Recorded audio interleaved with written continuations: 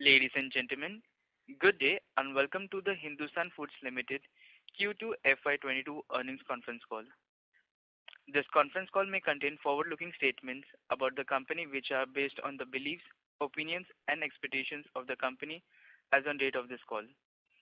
These statements are not the guarantees of future performance and involve risks and uncertainties that are difficult to predict. As a reminder, all participant lines will be in the listen-only mode and there will be an opportunity for you to ask questions after the presentation concludes. Should you need assistance during the conference call, please signal an operator by pressing star then 0 on your touchtone phone.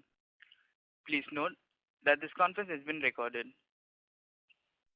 I now hand the conference over to Mr. Samir Kothari, Managing Director. Thank you and over to you, sir. Thank you so much, Jacob. Good afternoon and welcome to everyone to our Q2 FY22 earnings conference call. I hope all of you are doing well. I'm joined on the call by Mr. Ganesh Argekar, who is the Executive Director, by Mr. Mayank Samdani, who is the Group CFO, and Vicky Solanki, who is the Head of Corporate Communication. In addition to them, there's Bankim, who is our Company Secretary, and the team of SGA, who are our Investor Relations Advisors. I hope everyone has had a chance to go through our updated investor presentation, which has been uploaded on the exchange and also on our company website. Coming to the specifics of the quarter, we had a stable quarter with revenues and profits along the expected lines. I think I would like to take this opportunity to highlight the fact that our business is boring and predictable most of the times, primarily because we deal in FMCG products whose demand is relatively stable and has a fundamental bias towards growth due to the increase in the population and the increased consumption due to the growing GDP.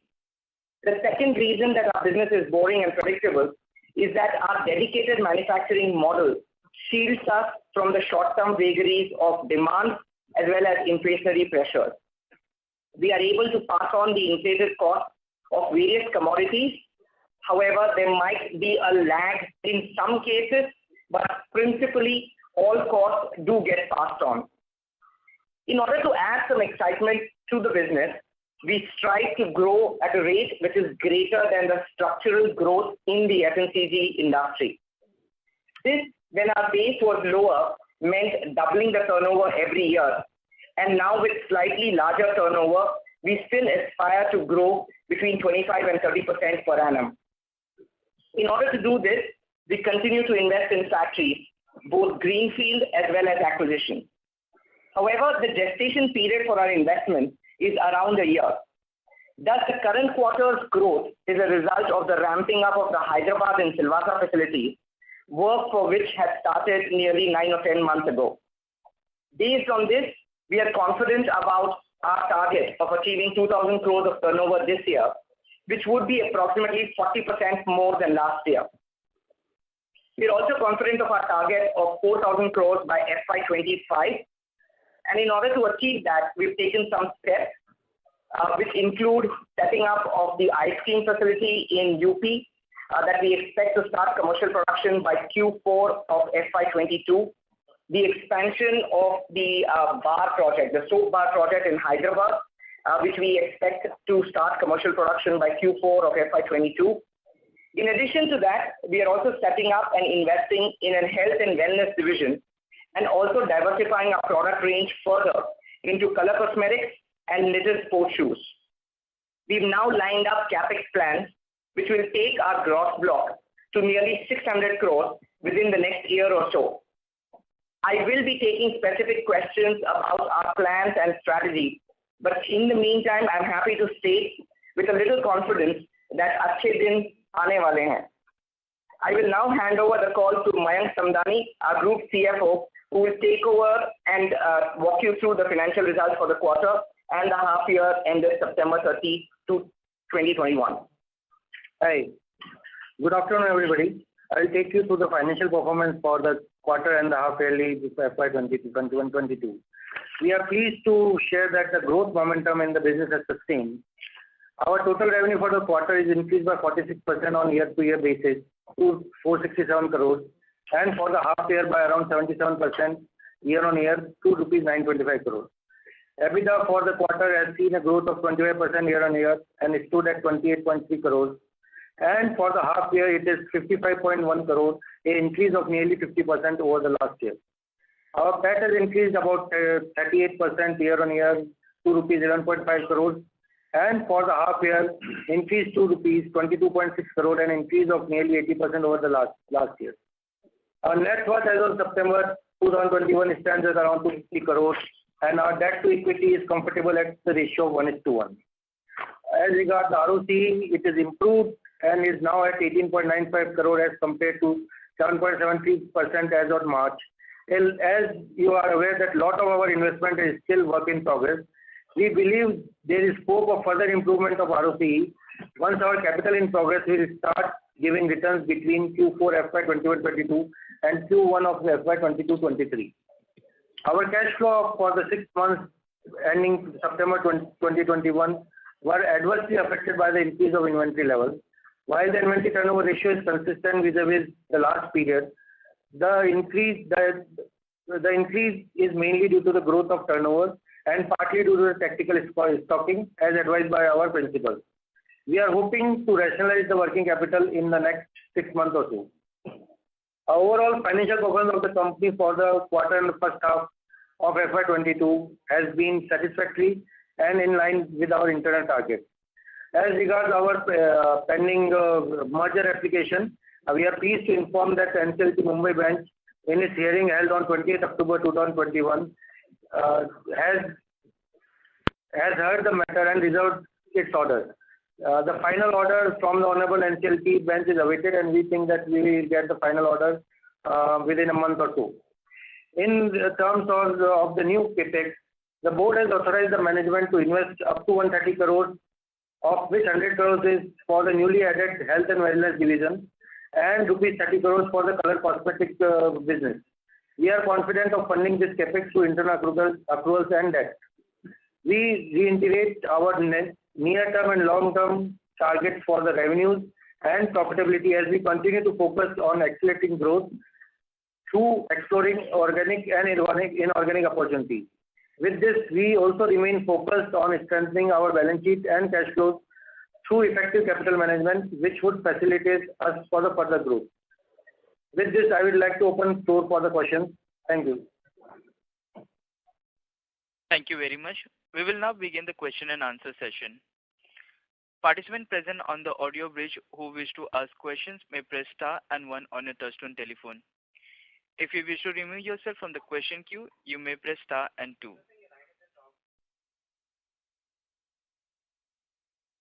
Ladies and gentlemen, we'll wait for a moment while the question queue assembles.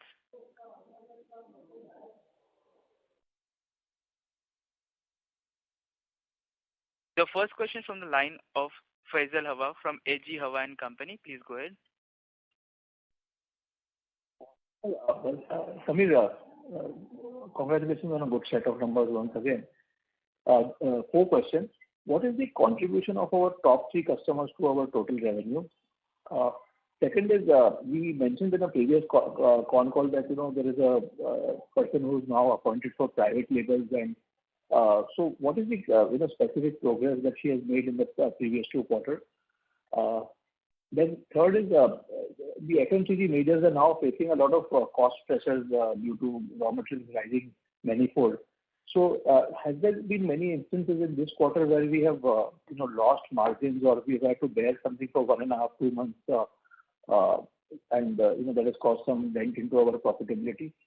And fourth is any specific decision we have made in the health and wellness segment to really expand revenues? Okay, hi Faisal, how are you doing?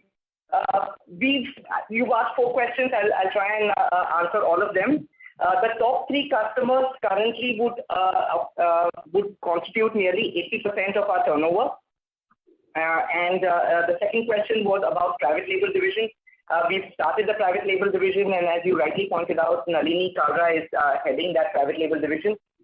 We've reached out to a bunch of customers. I can't specify who, but we've started working with a couple of retail players as well as a few D2C brands.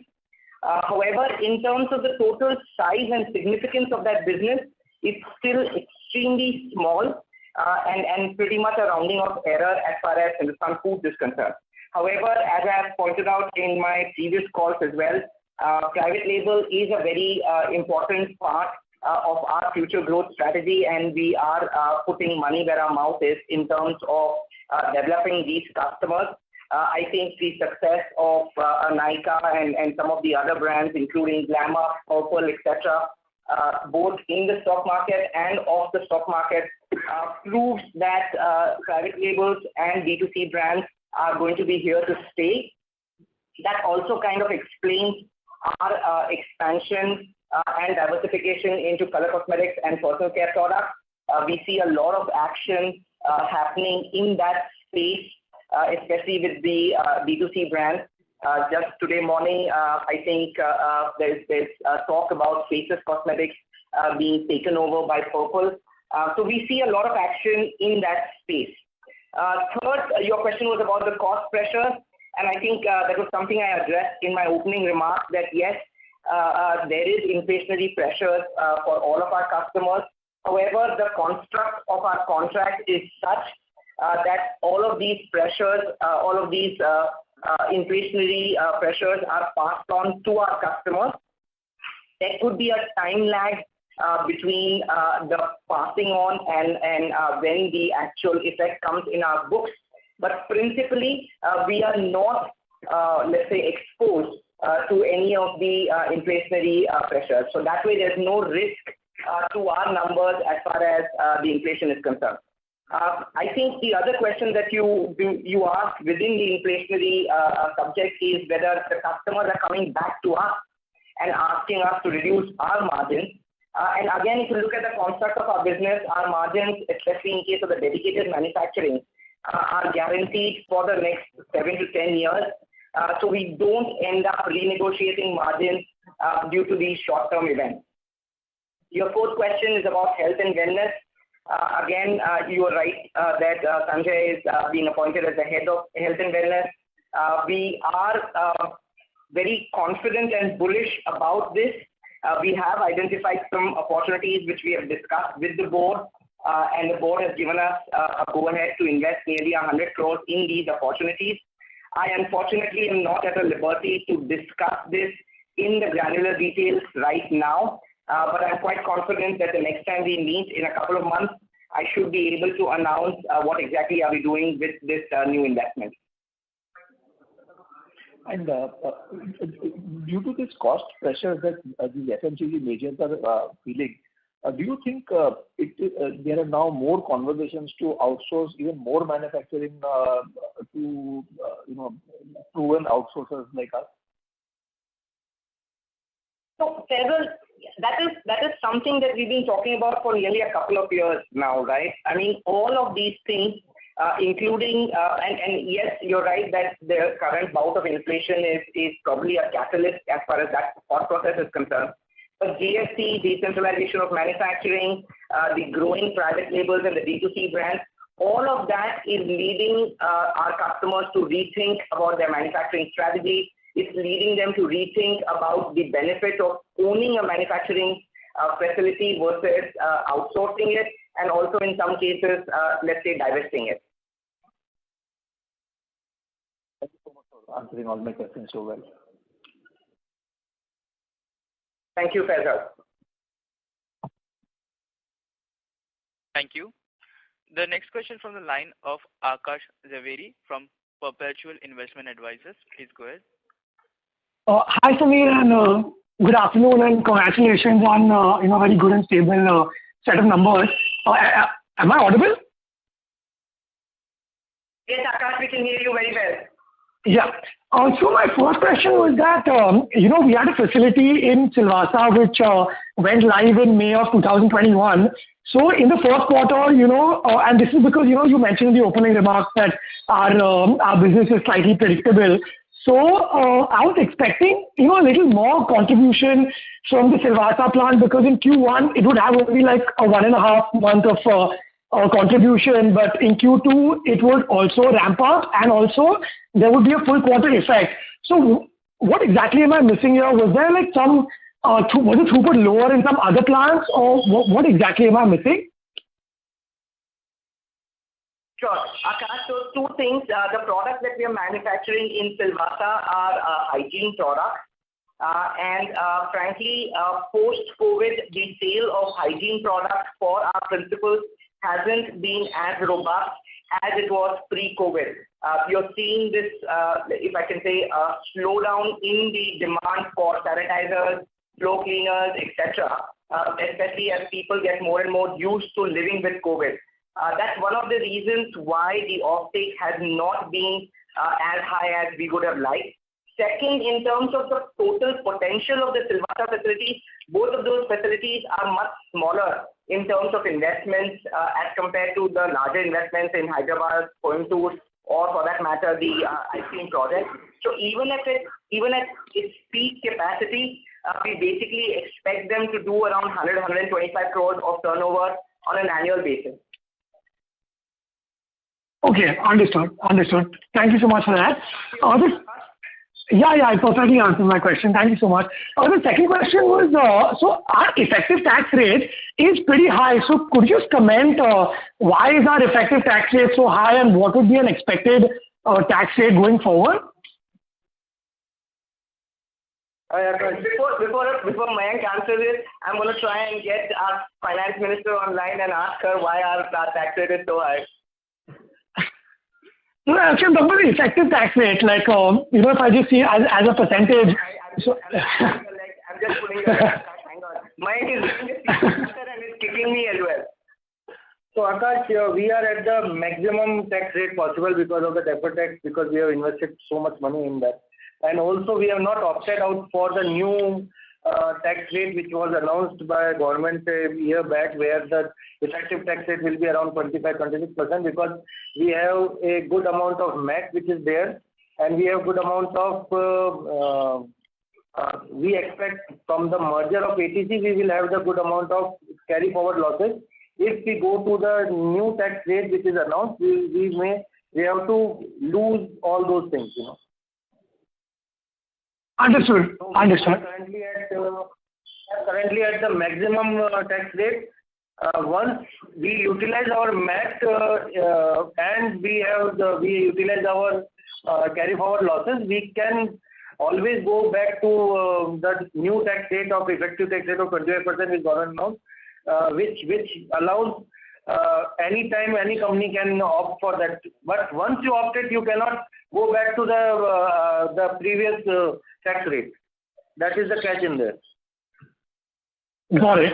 To elaborate that further, so you're right that the tax rate is practically in the nosebleed category as far as we are concerned, and it's obviously very painful for us as well. What we have done is we've also set up a subsidiary, as you are aware, which is called Hindustan Foods HFL Consumer Products. That subsidiary was set up primarily to leverage the tax exemption or the concessional tax rate announced by the government for new companies setting up new factories. So our new project and all greenfield projects will probably be housed in this subsidiary. The second thing that we've tried to do, so that will be at 15% tax rate as these projects start taking off. So for example, the Lucknow project where we are going to manufacture ice cream is housed in the subsidiary. The second thing that's happening is that in terms of, like Mayank said, the merger and our continued investment, I don't see the effective tax rate for HFL changing at least for the next couple of years. Understood. Thank you so much for that. My third question was, so what are our plans for the shoe manufacturing plant at Tamil Nadu? So what will be the kind of investment outlay, asset turns, and expected timeline for the same? Sure. So the shoe manufacturing plant, just to give you some background, this was a business that we acquired in 2015-16, which was predominantly a leather business, right? And we've been manufacturing only the leather shoes in these factories. Just about a year ago, the government announced certain import duties on knitted shoe wear, which are basically the sports shoes. And as a result, there is an increased demand for setting up sports shoes facilities in the country. What we've done is we're just setting up a new factory to cater to this demand, which will basically be making knitted shoes and sports shoes. This is the first facility that we are setting up in Tindivanam. We've actually started the construction of that facility, and we are hoping that in Q4 of this year, we'll be able to start production. To be fair and to be honest, actually, we are taking baby steps as far as that category is concerned, because it's a completely different category as compared to leather shoes. What we're going to do currently is we're going to do some kind of assembly of knitted shoe wear, and then depending on the demand and depending on our experience with the customers, we will then invest a further sum of money into getting into the actual knitting of the shoe uppers. All I can say is that it looks like a very interesting business diversification for us. If the government continues with its Atmanirbharta plan, I think making sports shoes in India could become a really large business. Got it. And what this factory is being set up? Sorry, Akash, Yeah, sorry. one last thing. This factory is being set up to manufacture sports shoes for Bata. For Bata, okay. And also, the last question, how much are we planning to invest in this facility? So right now the investment will be just around, so 3 to 4 crores. yeah, so right now the investment will be just around 5 crores. Okay. We are Okay. renting the plant and building. So we are not investing in the building and the land. Like I said, once we get an experience for this, then we will get into the knitted part of it, which will require an investment of close to 50 crores. Got it. Thank you so much for that. The next question is, how much more capex for UPR Hyderabad is remaining out of the 275 that is earmarked for that? How much is remaining? For the new expansion, the bar project. Yeah, the UP plant and the Hyderabad new facilities. How much capex is remaining now? Okay. Okay, wait. So when you say remaining, what do you mean? From a cash flow perspective, from a capitalization perspective? From like spending perspective, that how much, like out of the 275 that we want to invest overall, what part is already invested and how much more capex is still left? Sure. So the breakup is that we have an investment of close to 100 crores in Lucknow. We have an investment of close to 100 crores in the health and wellness division. We have an investment of close to 100 crores in the Hyderabad bar project. And we have an investment of close to 30 crores in the new color cosmetics division that we've talked about. So this is a total of 330 crores of investment that is going to be done between this year and the next. Got it. And for the 100 crores in UP, from a cash flow perspective, how much more capex is still remaining? Akash, we are hoping to start production from the next quarter. So we are nearly 70% done in terms of the project. Okay, perfect. Yeah, that's what I was looking for. Sorry, just a couple of more questions. So are you exploring export market very aggressively, or are we yet mainly focused on the domestic market because we see it as a very big market still? For the FMCG division, I would say that we continue to be focused at the domestic market. For the shoe business, obviously export is a very large part of our business. I'm happy to share with you that Hindustan Foods now is a recognized export house on the back of the exports that we've been doing for the last couple of years in the leather business. Yeah, that's great to hear. Just another question. I'm sorry to touch upon the ATC norm again, but how long do we, expect to bleed, and will the profits in the summers, like the seasonal months, be enough to set off for the rest of the year? Gosh, my heart is bleeding here. So listen, so ATC We have again, for the third year in running, a full order book for the season.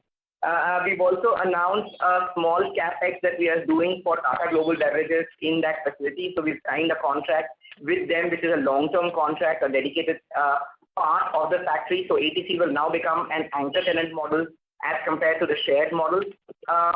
All I can say is we all are extremely hopeful that in Q4 of FY22, ATC should turn around. The way the business of beverages is that in the first 6 months, the amount of money that you make should tide you over for the whole year. But for the last 2 years, frankly, we've lost those seasons, the summer seasons for both of the years. To answer your question, yes, we are hopeful that between let's say Feb and June of next year, we are confident that we should be able to recoup all the losses that we've made. Great, thank you. And the last question on my side. What are the kind of problems that we are facing with, let's say, freight, cost of raw material? Are there any major problems that our company is facing currently? I'm going to ask Ganesh to answer that question. Yeah. The present problems that we are facing are, basically, transportation, cost increase, make or buy decision, the complexity of the business, because we manufacture everything from a baby food product to a mosquito coil. So these are the problems that we face every now and then. But these are regular problems which we are able to take care of. Got it. Thank you. And in your opening remarks, you mentioned that we're planning to fund the color cosmetics and healthcare with internal accruals and debt. So we are already at 1x debt to equity. So how much debt are we looking to raise, and how do we plan to fund it? If you could give a breakup. Mayank will answer that, Akash. Yeah. So Akash, our debt to equity is currently at a very comfortable level of 1:1, where 250 crores of debt and 250 crores of it. We are hoping to take around 150 crores of debt more, and for the year, and because of the year profit, our equity will also grow. So by year end, we are at the end of the cycle. We hope that we will be at the same levels again. In the interim, the debt equity can go up and down, but when this new factory start contributing, we hope that our debt to equity will come back to the same level. Got it. Understood. Thank you so much, Mr. Kothari and team, for answering all my questions so patiently. Thank you and all the best. Thank you, Akash. Thank you. A reminder to all participants on the audio present, you may enter *1 to ask a question. The next question from the line of Sahil Jain from Proactive Securities. Please go ahead. Good afternoon, sir. Sir, I have 2 questions. Sir, firstly, are there any inorganic opportunities that we are currently exploring? What has been our strategic focus on these opportunities in terms of industry, segment, products, etc.? Hi, Sahil. Yes, if you follow the company, you'd have noticed that we are quite open to acquisitions. We've done a few of them in the last few years. We continue to look at acquisitions, let's say, very strongly. I'm unable to give you any further details on this, but all I can say is yes, acquisitions definitely form a part of our growth strategy. Thank you, sir. That helps. And sir, lastly, as we are... Hello? Yeah, Sahil, I was just apologizing that I can't give you any more details. I'm hoping by next quarter we should be able to give you some more granular details about our plans. Okay, sir. Thank you for that, sir. And sir, lastly, as we are finally seeing the merger happening between Avalon Cosmetics, ATC Beverages, sir, what kind of revenue addition are we expecting from this merger?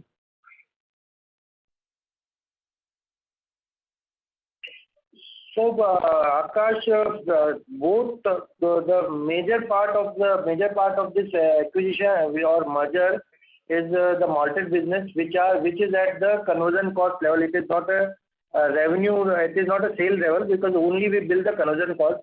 So the turnover is less, but the profitability is same as our other businesses. Just to elaborate on that, Sahil, we are merging two facilities, one of which is ATC Beverages. ATC Beverages, the accounts have always been published along with our quarterly accounts, so you will have an idea of what the turnover and what the bottom line of that facility is. In case of the Coimbatore facility, it's actually it's packing malted beverages.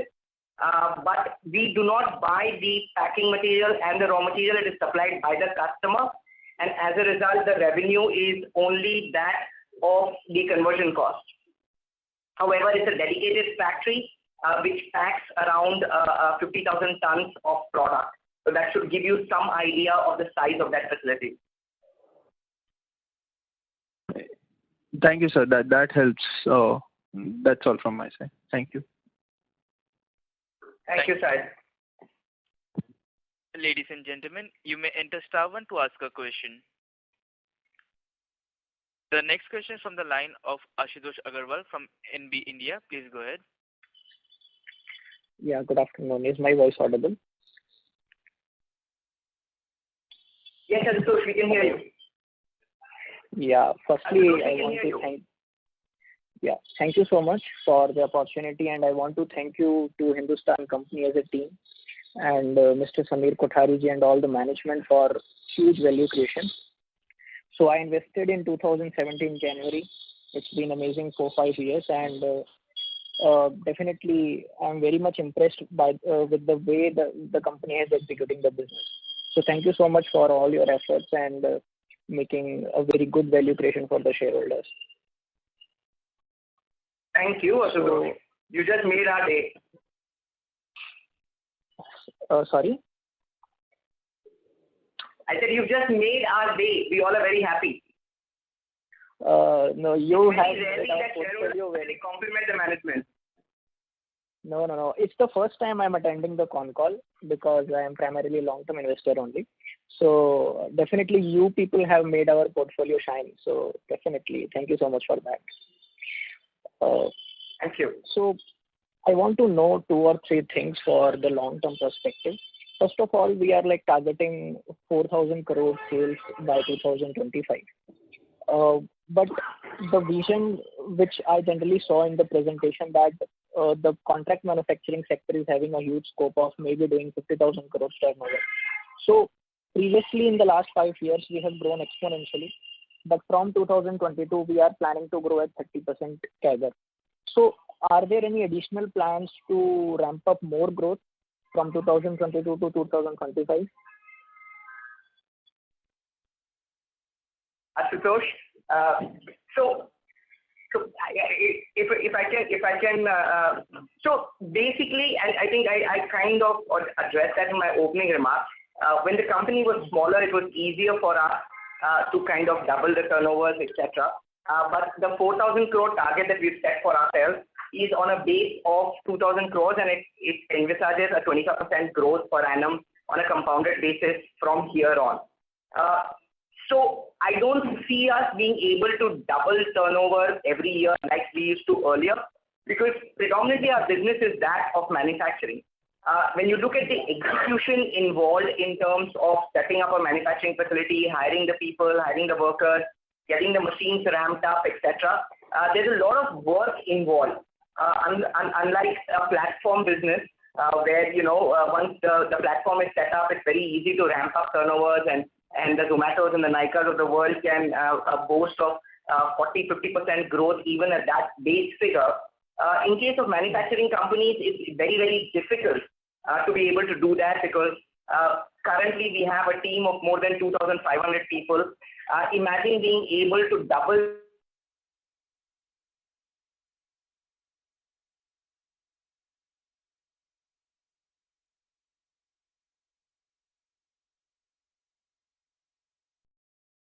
4,000 crores.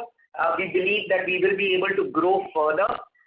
We are trying to take it in bits and pieces as far as the future is concerned, so that we don't end up falling flat on our faces when it comes to commitments made to our shareholders. We have some amount of visibility, which is what I laid out in my opening statement about how we will go from 2,000 crores to 4,000 crores. In a couple of years, I'll come back to you, and I'm hoping that you'll be a shareholder even then. That how we'll go from, let's say, 4,000 to 7,000 or wherever else life takes us. Yeah, definitely. I have full trust on the management and the business model, especially because we are the largest contract manufacturer, and I feel there is a lot of scope when I compare the things with the China. So this is quite a valid point that it is very easy to grow for a small company, but when we have already grown recently, it will be hard to double turnover every year. So it's a fair point. The next thing I want to discuss is about the potential shoe manufacturing business which we are planning out. So are we planning out for IPL teams, or what are our potential customer can be? Are we targeting the niche segment, because that is a very high revenue generating segment and there is a lot of demand everywhere in the country for shoes and for the sports items. So you're right, Asutosh, but you have to realize we are a contract manufacturer. So what we do is we basically end up manufacturing for marketeers. Marketeers in turn tie up with IPL teams, sports people, whatever kind of marketing branding they want to do. This particular facility that we are investing in is being set up for Bata. As you're aware, Bata is a very, very strong presence in India, both in terms of retail as well as the heritage of the brand. We are going to start manufacturing for them. I believe demand should not be a problem at all for the product category and for the size of the facility that we are setting up. Okay. And I want to continue this question through the brand Unorthodox, which we launched. So how we are going to shape that brand in going future? Asutosh, Unorthodox is unfortunately being chopped up as one of the mistakes that I had made. We have since the launch of Unorthodox and since our failed attempt at investing in some B2C companies, we've realized very quickly, if I may say so, that our strength does not lie in branding or marketing. We've decided to focus only on the back end of FMCG business, which is manufacturing. So as a result, Unorthodox has actually been pulled off the market, and now we do only contract manufacturing of shoes. Okay, no problem, sir. So thanks for clarification on this. One more thing which I hope you continue to be our shareholder even after we've decided to share Unorthodox. Definitely, sir. I don't invest in products, to be very honest. I invest in people, and everybody do so. So as I mentioned in my first line, that I have full faith on Mr. Samir Kothari ji and his whole team. So business, ultimately as an investor, we trust on the management, and we have full faith on every decision which the management is taking. So thank you so much. I personally feel. Yeah, but what I generally feel for Hindustan Food, that I will be a shareholder when Hindustan Food will have a turnover of 50,000 crore. Whether it takes 10 years, 20 years, that is up to the destiny. But this is my personal conviction for the company. And I believe that. Thank you so much. Yeah, and I believe that we can do this because contract manufacturing is having a lot of scope. I hope you're not following me on Twitter because I tweet like Elon Musk, okay? Definitely. I will search the Twitter account and I will follow. No, don't follow.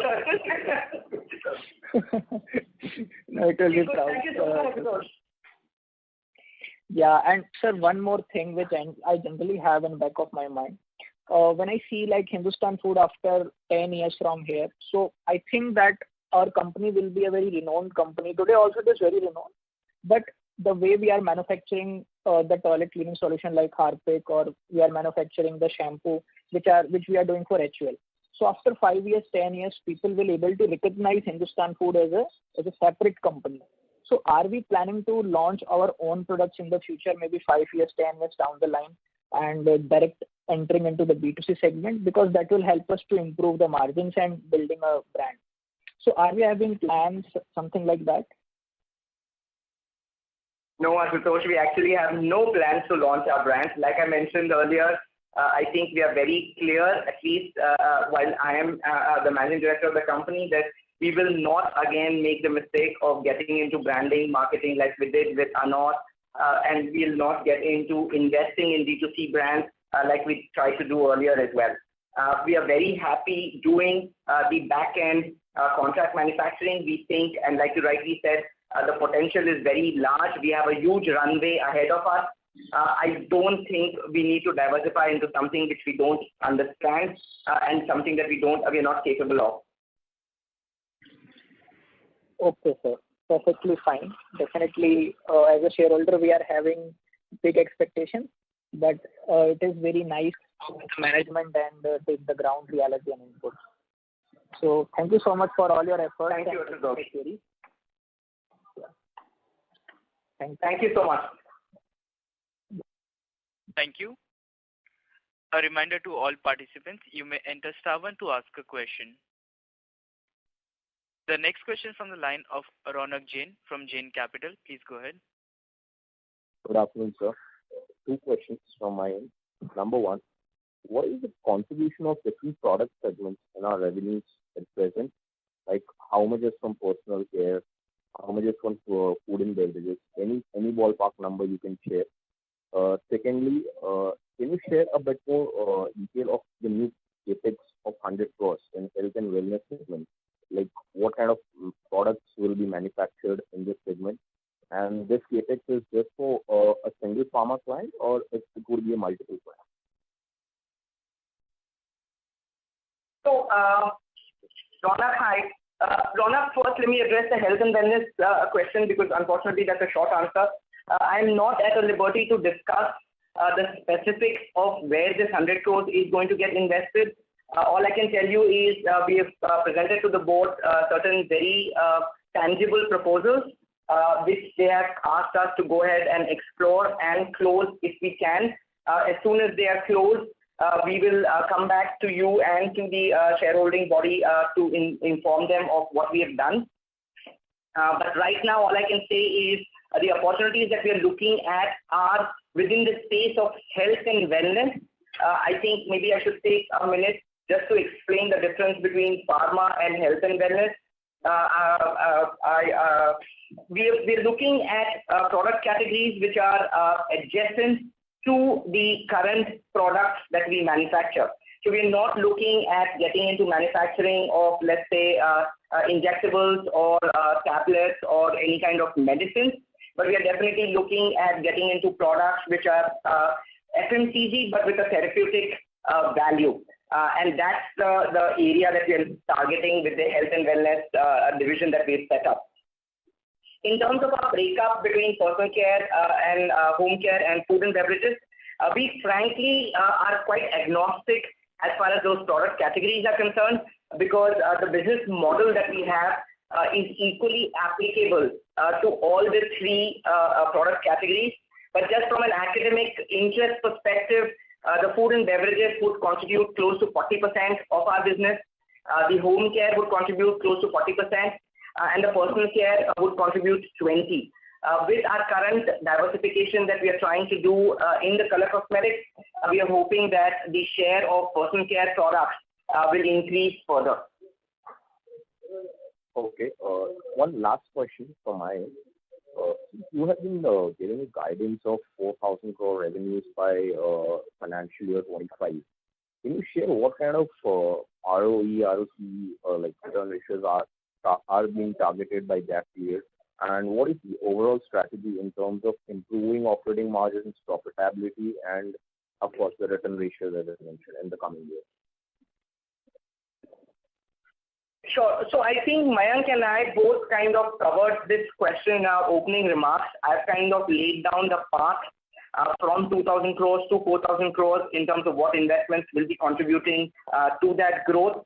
And Mayank mentioned about the ROCE numbers, where we are and how we expect to at least be where we are or improve them further as the capital work in progress starts contributing to revenues. I'm unable to give you any specific numbers, but all I can say is I'll just repeat very quickly. I'll ask Mayank to repeat very quickly what he had mentioned at the time of the opening remarks.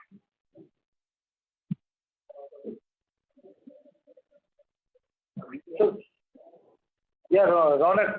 So we are currently at around 19% of ROCE. We expect to better it because of our huge amount of capital which is in work in progress.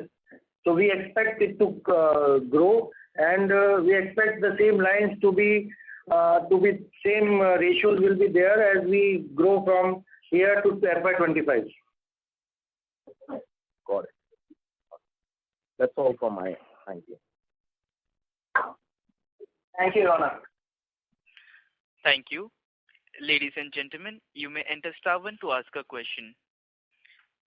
The next question from the line of Akhil Parekh from Elara Capital. Please go ahead. Hi Samir, hi Mayank. Thanks for the opportunity. My first question is, we are targeting 4,000 crores of top line in next 3 years, and currently 80% of our sales come from top 3 clients. So how do we see this mix changing in next 3 years, or will we still be largely focused on in the current top 3 clients? Hi, Akhil.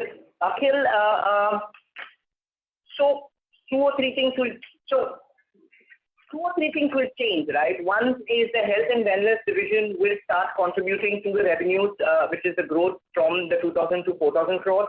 And that set of customers will be slightly different from our current FMCG pool. In terms of our current FMCG client portfolio, unfortunately or fortunately, it is going to represent the overall FMCG market.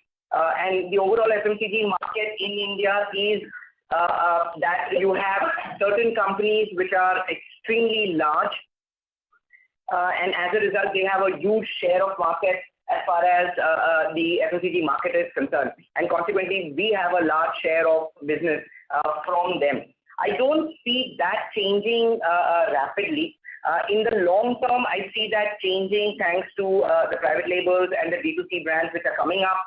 And as a result, we set up our private labeling division nearly a year and a half ago to start nurturing that business. You would see that the private labeling and the D2C brands are beginning to get a lot more mind space now, even as compared to, let's say, 6 months ago. And I think that will continue in the next few years.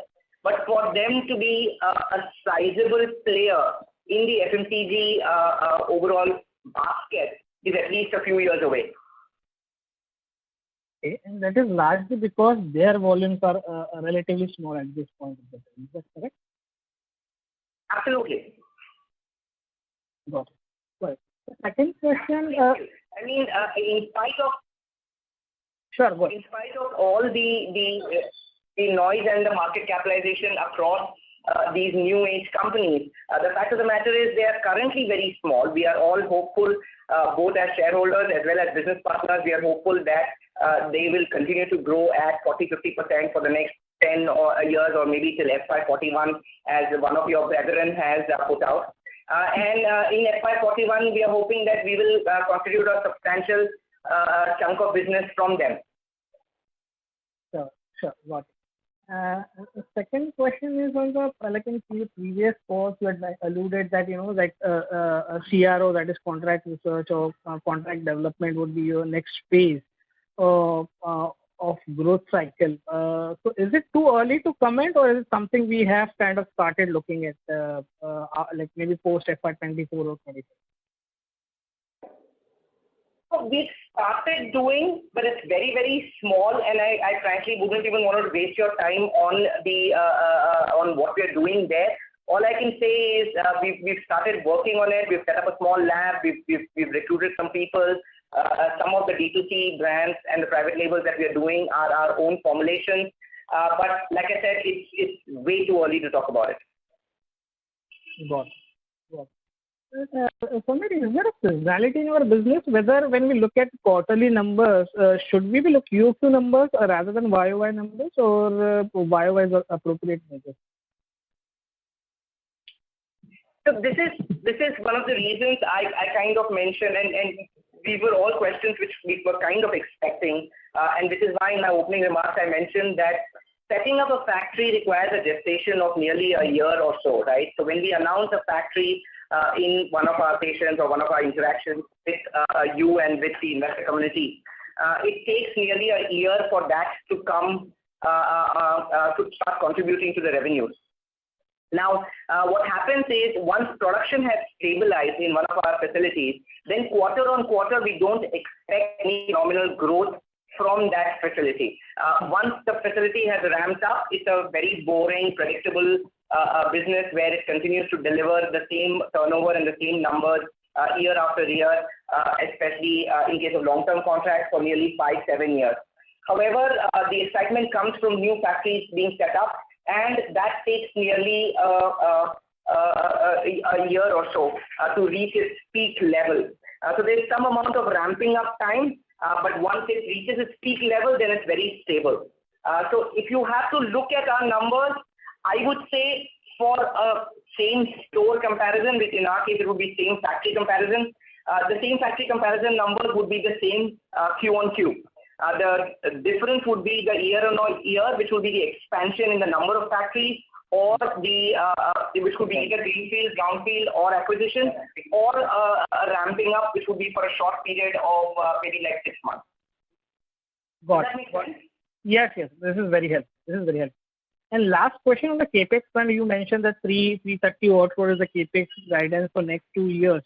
So after this, so including this 300 crore of capex, we should be able to kind of reach to the 4,000 crore of sales level, right? Yes, and maybe a little bit more. Okay, got it. That's all from my side, and best wishes for coming. Thank you so much.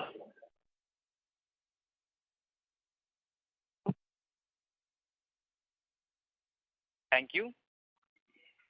Ladies and gentlemen, due to time constraints, we will take that as the last question. I now hand the conference over to Mr. Vimal Solanki, Head Emerging Businesses and Corporate Communications, for closing comments. Thank you, Jacob. So the overall operational and financial performance in the first half of FY22 has been in line with the company's targets. We have been able to grow our revenues and profitability reasonably well during this period and in step to meet our medium-term and long-term goals. Our immediate goal is to reach rupees 2,000 crore revenue in FY22 and then doubling it in the next 3 years.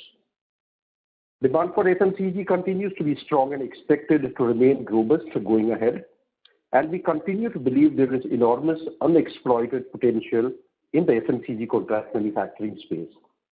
Our focus on accelerating growth through our steadfast keeping exploring organic and inorganic opportunities, and we are confident of seizing a larger pie in the space in the forthcoming years. I take this opportunity to thank everyone for taking out time and joining this call today. And dear Ashutosh, it's because of the faith and conviction of shareholders and well-wishers like you that keeps up our optimism, our morale high, and push us to do more. I hope we have been able to address information. Feel free to connect with us or with strategic growth advisors. They are our investor relations advisors. Please continue keeping the distances, wearing your masks, and washing your hands. Thank you again, and good day. Stay safe, stay healthy. Thank you. On behalf of that concludes this conference. Thank you for joining us, and you may now disconnect your line.